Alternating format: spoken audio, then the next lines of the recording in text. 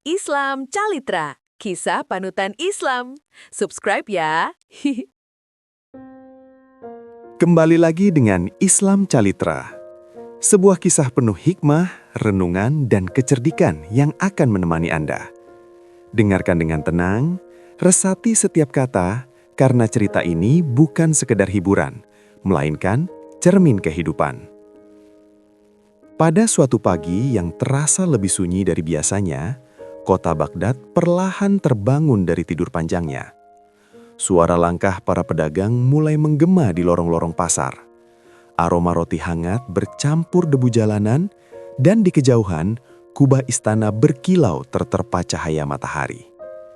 Namun, di balik ketenangan itu, ada kegelisahan yang tidak terlihat oleh mata kebanyakan orang. Di sebuah rumah sederhana, yang dindingnya mulai pudar oleh waktu, Abu Nawas duduk sendirian. Ia tidak tertawa seperti biasanya. Tidak pula mengeluarkan candaan yang kerap membuat orang lupa pada beratnya hidup. Pagi itu, pikirannya penuh.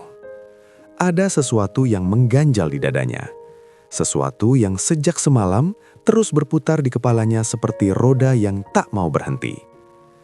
Abu Nawas dikenal sebagai orang yang cerdas, licik dalam arti baik, dan penuh kelakar. Namun, ia juga seorang yang peka. Ia bisa merasakan ketika ada ketidakadilan yang dibiarkan terlalu lama, atau kebenaran yang sengaja dikubur demi kenyamanan segelintir orang.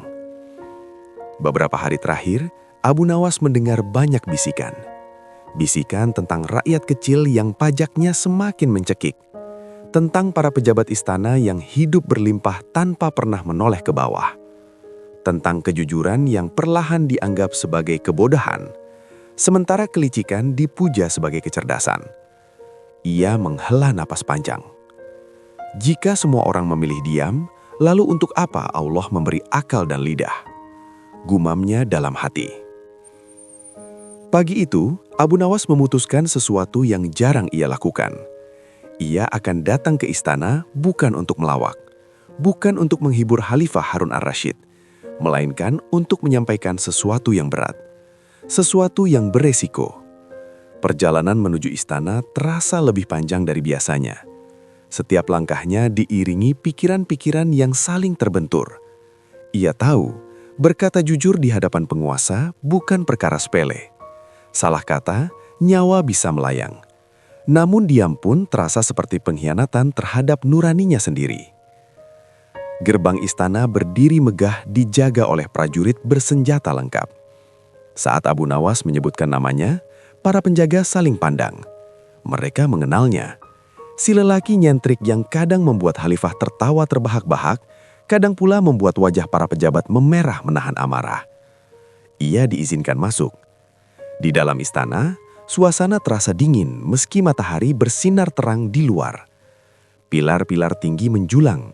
Lantai marmer memantulkan langkah kaki Abu Nawas yang mantap namun hati-hati. Ia dibawa ke ruang pertemuan, tempat Khalifah Harun ar-Rasyid biasanya menerima tamu. Khalifah duduk di singgasananya. Wajahnya tampak lelah. Kekuasaan memang indah dari luar, tetapi berat dari dalam. Abu Nawas menunduk memberi hormat, lalu berdiri menunggu izin bicara. "Wahai Amirul Mukminin," ucapnya pelan, "hamba datang membawa cermin." Khalifah mengernyit. "Cermin? Untuk apa seorang khalifah memerlukan cermin dari orang sepertimu?" Abu Nawas tersenyum tipis. Karena tidak semua cermin memantulkan wajah, sebagian memantulkan kebenaran. Ruangan mendadak hening. Para pejabat yang duduk di sekitar khalifah saling bertukar pandang. Beberapa di antaranya sudah merasa tidak nyaman. Abu Nawas melanjutkan dengan suara yang tetap tenang, seolah bercerita kepada seorang sahabat, bukan penguasa besar. "Wahai Amirul Mukminin, hamba melihat negeri ini seperti perahu besar. Engkau adalah nahkodanya. Namun akhir-akhir ini, sebagian awak kapal sibuk mengisi kantongnya sendiri, sementara lubang-lubang kecil di dasar perahu dibiarkan menganga." Khalifah tidak menyela. Ia mendengar. "Air belum masuk sepenuhnya," lanjutnya. "Tetapi jika dibiarkan, suatu hari perahu itu akan tenggelam, bukan karena badai, melainkan karena keterakusan yang dianggap sepele. Kata-kata itu menusuk, tetapi disampaikan tanpa nada menghina. Abu Nawas memilih jalur yang berbahaya namun elegan. Kejujuran yang dibungkus bijaksana. Beberapa pejabat mulai gelisah. Ada yang menggeser duduknya, ada pula yang menundukkan kepala, entah karena merasa tersindir atau pura-pura tidak paham. Khalifah Harun ar-Rasyid terdiam cukup lama. Dalam diamnya, ia menimbang antara marah, tersinggung, atau bersyukur. Abu Nawas, Khalifah berkata, "Tidakkah engkau takut pada akibat dari ucapanmu?" Abu Nawas menarik napas dalam-dalam. "Takut, wahai Amirul Mukminin. Hamba manusia biasa. Namun hamba lebih takut jika kelak ditanya oleh Allah, mengapa hamba memilih diam ketika melihat kebatilan?" Kata-kata itu jatuh seperti batu ke dalam air tenang. Riaknya terasa oleh semua orang di ruangan itu. Khalifah memejamkan mata sejenak. Saat ia membukanya kembali, sorotnya berbeda.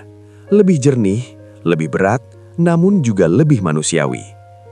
"Engkau benar," katanya pelan. "Seorang penguasa membutuhkan orang-orang sepertimu, meski terkadang kata-katamu terasa pahit." Hari itu, pertemuan tidak berakhir dengan tawa. Tidak pula dengan hukuman.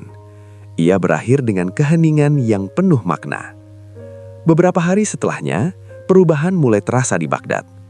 Pemeriksaan terhadap pejabat diperketat. Pajak ditinjau ulang. Beberapa nama besar yang selama ini kebal perlahan menghilang dari lingkaran kekuasaan. Abu Nawas kembali ke rumahnya yang sederhana.